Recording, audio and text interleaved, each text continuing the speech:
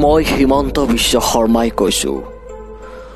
মই জানো ব্ৰিটেইনৰ প্ৰধানমন্ত্ৰীৰ দৰে যিকোনো সময়ত মই কৰোণাত আক্ৰান্ত হ'ব পাৰোঁ।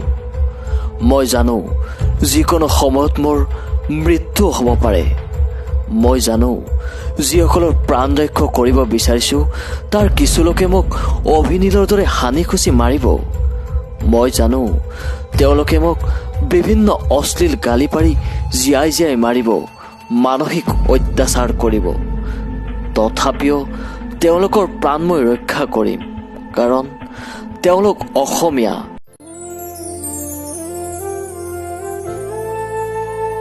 প্ৰত্যেকজন অসমীয়াৰ প্ৰাণ ৰক্ষা কৰাটো মোৰ কৰ্তব্য। কোনো অসমীয়াৰ মই ক্ষতি হ'বলৈ নিদিওঁ। মই নিজৰ প্ৰাণ দি হ'লেও তেওঁলোকৰ প্ৰাণ ৰক্ষা কৰিম। প্ৰত্যেকজন